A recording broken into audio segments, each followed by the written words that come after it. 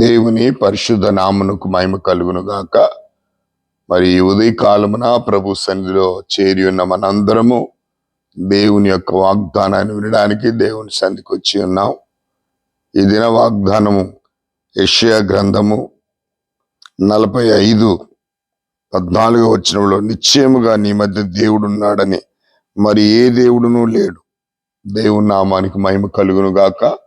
నిజంగా సృష్టికర్త అయిన దేవుడు, మరి ఆయన తప్ప వేరొక దేవుడు లేడు అంటున్నాడు. ఎందుకు ఆ మాట పలుకుతున్నాడంటే, ఆయన మాట చేతనే ఈ సృష్టిని చేశాడు.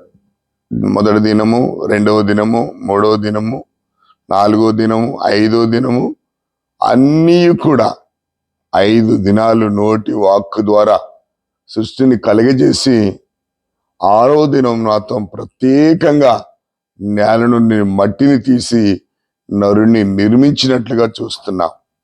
నరుణ్ణి నిర్మించి వాడి నాసికారంధ్రంలో జీవవాయువు ఊదినప్పుడు నరుడు జీవాత్మ అయ్యాడు.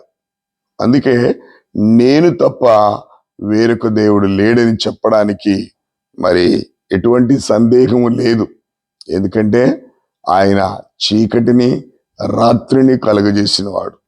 ఆయన మరి ఈ యొక్క సృష్టికి ఆయన కర్త. ఆయన ఉన్నవి లేనట్లుగా, లేని ఉన్నట్లుగా చేయగలిగిన సమర్థుడు. అంతేకాదు, దైవ గ్రంథములో మనం చూస్తే తూర్పు నుండి పడమటి దిక్కు వరకు నేను తప్ప ఏ దేవుడు లేడని తెలుసుకొండి అని చెప్తున్నాడు. ఇశ్రాయేలు దేవుడైన పరిశుద్ధుడైనటువంటి దేవుడు, ఆయన సృష్టికర్త.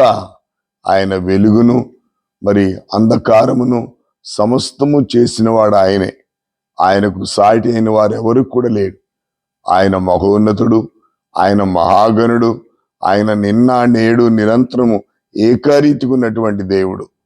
ఆ దేవుడు చెప్పేటటువంటి మాట ప్రియులారా, మనకి ఉదయకాలమున తానిచ్చినటువంటి వాగ్దానము, మీ మధ్య నేనున్నాను, నేను తప్ప వేరొక దేవుడు లేడు అని చెప్పడానికి ఎటువంటి సందేహం కూడా లేదు. ఎందుకంటే ఆయన సృష్టికర్త. భూమికి ఆకాశానికి ఏకమైన దేవుడు. సూర్యచంద్ర నక్షత్రను కలగజేసినటువంటి వాడు.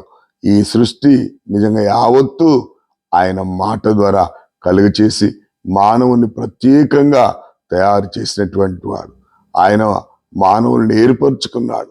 మానవుడు దేవుణ్ణి చూడకపోయినా ఆయన చూసి ఆయన పిలిచి, అందుకే అంటున్నాడు, నేను పేరు పెట్టి పిలిచి ఉన్నాను, నీవు నా సొత్తు అంటాడు. అడుగుము, జనములనికి స్వాస్థ్యముగాను భూదిగంతముల వరకు నీకు సొత్తుగా ఇచ్చేదని అంటున్నాడు. ఇలాంటి దేవుడు ఎక్కడున్నాడు? ఇంత పరిశుద్ధుడు అసలు ఏడి ప్రియులారా? ఏల్పులలో మహాగణుడు. కాబట్టి ఈ యొక్క ఉదయకాలమున అలాంటి దేవుడు మన మధ్య ఉండటం చాలా ఆశ్చర్యం. ఆయన ఆశ్చర్యకరుడు, ఆలోచనకర్త, బలవంతుడైన దేవుడు, నిత్యుడగు తండ్రి, ఆయన సమాధానకర్తకు అధిపతి అయినటువంటి దేవుడు.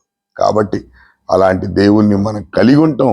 ఈ ఉదయకాలము మన భాగ్యము అనే విషయాన్ని నేను జ్ఞాపకం చేస్తా ఉన్నాను. కనుక ఇశ్రాయేలుల పరిశుద్ధ దేవుని నామము ఎంతైనా నమ్మదగినటువంటి నామం, ఉన్నతమైనటువంటి దానం. నిజంగా మరి యెషయా గ్రంథంలో చెప్పబడుతుంది, తూర్పు దిక్కు మొదలుకొని పడమటి దిక్కు వరకు నేనే దేవుడును అని చెప్పి. మరి ఏ దేవుడు లేడు. భూదిగంత నివాసులారా, నా వైపు చూచి రక్షణ పొందండి అని చెప్పి దైవ గ్రంథంలో రాయబడింది. కాబట్టి ఈ ఉదయకాలంలో దేవుడిచ్చిన వాగ్దానాన్ని ఎత్తిపట్టుకొని ఈ దినమంతా మనం దేవుని స్తుతించడానికి పరిశుద్ధాత్మ దేవుడు మనకు సహాయం చేయనుగాక. ప్రార్థన చేసుకుందాం. సకల ఆశీర్వాదములకు కారణభూతుడమైన మా తండ్రి, మీరు మా మధ్యనున్నారని, మీరు తప్ప వేరొక దేవుడు లేనని మీరు చెప్పిన మాటను బట్టి మీకు స్తోత్రాలు. అవును ప్రభువా, నీ మాట ద్వారా సృష్టిని చేసి మానవుణ్ణి ప్రత్యేకంగా చేసి మానకు నాసికారంధ్రములో జీవాత్మకు దినప్పుడు మరి నరుడు జీవాత్మయుడని నీ గ్రంథములో వ్రాయించావు. కాబట్టి నాయన, ఇశ్రాయేలుల పరిశుద్ధ దేవుడు, విమోచకుడు తండ్రి, నీకు స్తోత్రాలు. ఆకాశములు మా ఆకాశములు పట్టజాలనటువంటి తండ్రి, ఈ ఉదయకాలం నేను స్తుతిస్తూ, నేను గణపరుస్తూ, నేను ఆరాధిస్తూ నీ కొరకే మేము జీవించినట్లు నీ కృప మాకు దయచేయమని యేసుక్రీస్తు నామములో అడిగి వేడుకొంచున్నాను తండ్రి, ఆమేన్. దేవుని పరిశుద్ధ నామమునకు మహిమ కలుగును గాక.